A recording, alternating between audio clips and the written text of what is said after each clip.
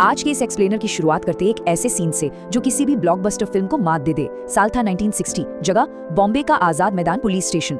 एक आदमी बिल्कुल सफेद सूट और चमचमाते जूतों में अंदर आता है। बिना किसी डर के सीधे पुलिस वालों से कहता है, इसे 3rd डिग्री मत देना, छूना भी मत, मुझे बस 10 मिनट बात करने दो। कमाल की बात यह है कि ये कोई डायलॉग नहीं था। अंदर बैठे उस कैदी और इस सूट वाले आदमी के बीच जो समझौता हुआ ना, उसने अंडरवर्ल्ड की एक ऐसी लेजेंडरी पार्टनरशिप की नींव रखी जिसने पूरे के पूरे सिस्टम को हिलाकर रख दिया। तो आज के इस डीप डाइव में हम इसी सोर्स मटेरियल को डिकोड कर रहे हैं। हम देखेंगे कि कैसे भयंकर गरीबी से आए दो लोगों ने सिस्टम की कमियों को पकड़ा और मुंबई का पहला सबसे बड़ा क्राइम सिंडिकेट खड़ा कर दिया, मस्तान और वरदराजन।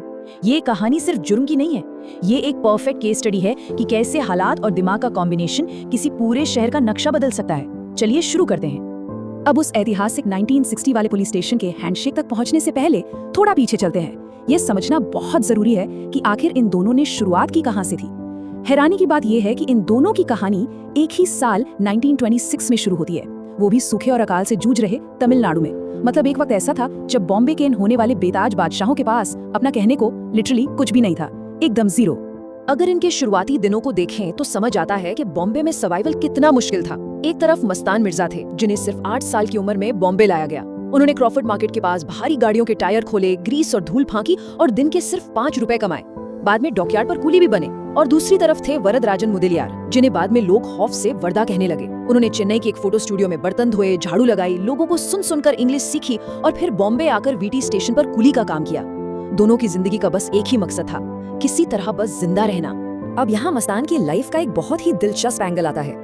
वो एक बेहद धार्मिक और ईमानदार माहौल में पले बढ़े थे। उनके पिता की एक बहुत सख्त नसीहत थी कि बेईमानी के मलाईदार गोश्त से ईमानदारी की सूखी रोटी कहीं बेहतर है। लेकिन अब जरा प्रैक्टिकली सोचिए, एक नौजवान मस्तान जो दिन भर कमर तोड़ मेहनत करता है, वो जब ब्रिटिश अफसरों की चमचमाती रोल्स रॉयस और मर्सिडीज देखता होगा तो उसके दिमाग में क्या चलता होगा। वो उस लाइफस्टाइल को पाना चाहता था, लेकिन उसने दुनिया को देखने का अपना एक बिल्कुल ही अलग नजरिया बना लिया था। और फिर शुरू हुआ मस्तान का असली गेम। उसने डॉकयार्ड पर एक पैटर्न नोटिस किया। ब्रिटिश सरकार सोने और इलेक्ट्रॉनिक्स पर बहुत भारी कस्टम ड्यूटी लगाती थी। मस्तान ने अपना दिमाग दौड़ाया और सोचा, अगर इस अमीर ब्रिटिश सिस्टम को कस्टम से बचकर बाईपास कर लिया जाए तो ये कोई चोरी थोड़ी है।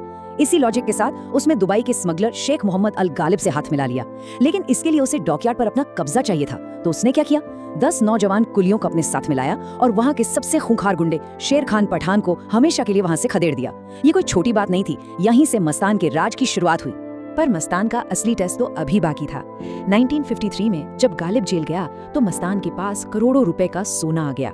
उस वक्त वो भयंकर गरीबी में जी रहा था। चाहता तो वो सारा सोना लेकर फुर्र हो सकता था, लेकिन नहीं। उसने उस सोने की पेटी को अपने टूटे फूटे घर में पलंग के नीचे गाड़ दिया और पूरे 3 साल तक उस पर सोता रहा।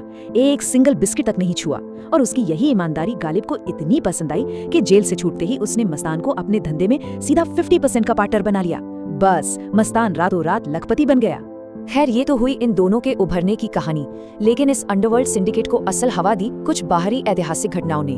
1947 की आजादी और लोगों का भारी माइग्रेशन तो एक फैक्टर था ही, लेकिन असली गेम चेंजर साबित हुआ साल 1952। इस साल सरकार ने एक ऐसी पॉलिसी लागू की जिसने अनजाने में ऑर्गेनाइज्ड क्राइम के लिए एक परफेक्ट वैक्यूम तैयार कर दिया। और वो पॉलिसी थी 1952 का बॉम्बे लिकर बैन। तत्कालीन मुख्यमंत्री मोरारजी देसाई एक आदर्श समाज बनाना चाहते थे, इसलिए शराब पर पूरी तरह बैन लगा दिया गया। इंटेंशन शायद अच्छा था, लेकिन सिस्टम ने शराब बैन की, लोगों की प्यास थोड़ी बैन कर सकते थे। इसी प्यास और तलब ने एक बहुत बड़े ब्लैक मार्केट को जन्म दिया और हमारे दूसरे एंटी हीरो वर्दा को अपना क्रिमिनल एम्पायर खड़ा करने का अल्टीमेट जैकपॉट मिल गया। और ये जैकपॉट कितना बड़ा था पता है? सालाना 12 करोड़ रुपए का टर्नओवर। उस जमाने में वर्दा ने धारावी के अलग अलग इलाकों में 100 से ज्यादा इल्लीगल भट्टियां लगा ली थी।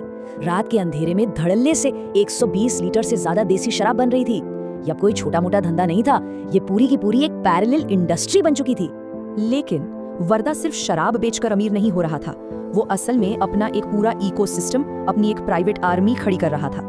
होता क्या था कि तमिलनाडु से जो भी गरीब माइग्रेंट आता, वर्दा उसे झोपड़ी देता, सिस्टम में सेटिंग करके उसका राशन कार्ड बनवा देता, बीएमसी से इल्लीगल पानी और बिजली का कनेक्शन दिलवाता और बदले में उन एहसानमंद मजदूरों को अपने शराब के धंधे में लगा देता। वो एडमिनिस्ट्रेशन से कहीं पहले लोगों की मदद कर रहा था। देखते ही देखते वो उन बेसहारा लोगों के लिए मसीहा बन गया और धारावी उसका एक अभेद्य किला। अब अगर इन दोनों को आमने सामने रख के देखें तो फर्क एकदम साफ नजर आता है। मस्तान एक व्हाइट कॉलर स्मगलर था, एकदम क्लासी, महंगे सूट पहनना, मर्सिडीज चलाना और सड़कों के खून खराबे से एकदम दूर रहना। वहीं वर्दा वो एक टिपिकल स्ट्रीट लेवल माफिया था। उसके पास बेपहाशा मसल पावर थी, बाहुबल था। वो पुलिस और राजनेताओं को अपनी जेब में रखता था। तो सीन ये था कि मस्तान के पास बेहिसाब पैसा और इंटरनेशनल नेटवर्क तो था, लेकिन बॉम्बे पर राज करने के लिए जो खौफ और सड़कों की ताकत चाहिए थी ना, वो मिसिंग थी। और यही चीज हमें वापस उसी 1960 के पुलिस स्टेशन वाले सीन पर ले आती है। तो हुआ क्या था कि वर्दा ने एक बहुत भारी गलती कर दी। उसने एक बहुत बड़े केंद्रीय मंत्री का कोई सीक्रेट और इलीगल कंसाइनमेंट चोरी करवा लिया। अब भाई दिल्ली से सीधा ऑर्डर आया और भारी पुलिस क्रैकडाउन के बाद वर्दा को आजाद मैदान लॉकअप में डाल दिया गया। जैसे ही मस्तान को इसकी भनक लगी, उसका शातिर दिमाग तुरंत चला। उसे समझ आ गया कि अगर उसने वर्दा को पुलिस के इस चंगुल से बचा लिया तो बॉम्बे की सबसे बड़ी मसल पावर हमेशा के लिए उसकी मुट्ठी में होगी। मस्तान तुरंत अपने उसी सफेद सूट में उस बदबूदार जेल की सेल में गया और सीधे पॉइंट पर आते हुए बोला, वनक्कम मुदलियार, मैं मस्तान हूँ, कंसाइनमेंट वापस कर दो, आज से मेरे साथ काम करो, कोई फालतू की बात नहीं। वर्दा भी तो पुलिस की मार से बचना ही चाहता था।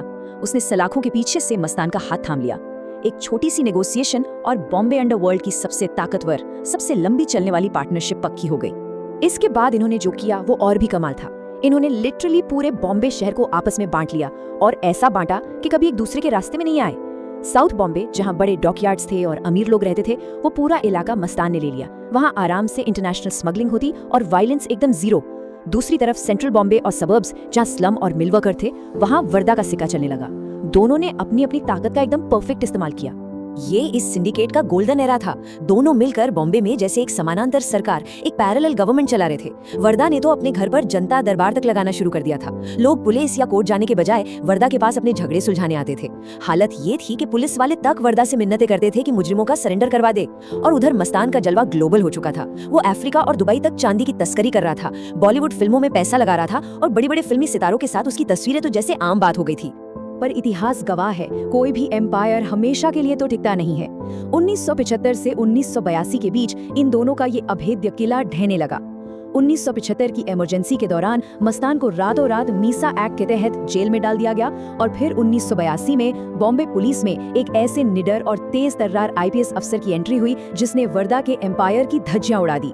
उसके शराब के ठिकानों पर बुलडोजर चलवा दिए गए, उसके आदमियों का सफाया हो गया। नेशनल पॉलिटिक्स और पुलिस के इस कड़े एक्शन ने इन दोनों तथाकथित राजाओं को घुटनों पर ला दिया। इन दोनों की कहानी का अंत कैसा हुआ, ये जानना बहुत जरूरी है, क्योंकि दोनों के रास्ते बिल्कुल अलग हो गए थे। मस्तान जब जेल में था तो वो जयप्रकाश नारायण जी के विचारों से बहुत प्रभावित हुआ और उसने क्राइम की दुनिया ही छोड़ दी। उसने अपनी पॉलिटिकल पार्टी बनाई, लेकिन 1984 का चुनाव बुरी तरह हार गया। और वर्दा का एम्पायर तो पुलिस ने ऐसा तबाह किया कि 1982 में उसे जान बचाकर चेन्नई भागना पड़ा और आखिरकार 1988 में गुमनामी में ही हार्ट अटैक से उसकी मौत हो गई। लेकिन असली ट्रेजेडी तो इसके बाद शुरू हुई। मस्तान और वर्दा के जाने के बाद अंडरवर्ल्ड का पूरा कैरेक्टर ही बदल गया। मस्तान के जमाने का एक अलिखित नियम था, जो भी इल्लीगल काम करना है रात 9 बजे से सुबह 5 बजे के बीच करो, ताकि पब्लिक को कोई परेशानी ना हो। यही वजह थी कि उस पर कोई बड़ा केस कभी साबित ही नहीं हो पाया। लेकिन उसके बाद जो नया दौर आया, दाऊद का दौर, उसने सारी हदें पार कर दी। कोई उसूल नहीं, दिन दहाड़े एक्सटॉर्शन, कॉन्ट्रैक्ट किलिंग, ड्रग्स और फिर आतंकवाद। पूरा शहर खौफ में डूब गया। तो आज के इस एक्सप्लेनर से हमने देखा कि कैसे मस्तान और वर्दा ने गरीबी से उठकर इस पूरी इंडस्ट्री को खड़ा किया था। लेकिन इस विश्लेषण को खत्म करते हुए एक बहुत बड़ा सवाल जहन में आता है, जब उसूलों से चलने वाला ये पुराना अंडरवर्ल्ड खत्म हुआ तो क्या उसी के पतन ने उस भयानक और खूनी दौर के लिए दरवाजे खोल दिए, जिसने आगे चलकर मुंबई को गोलियों से छलनी कर दिया? सोचिएगा जरूर। आज का हमारा ये डीप डाइव यहीं खत्म होता है। इस टॉपिक पर अपने विचार जरूर शेयर करें।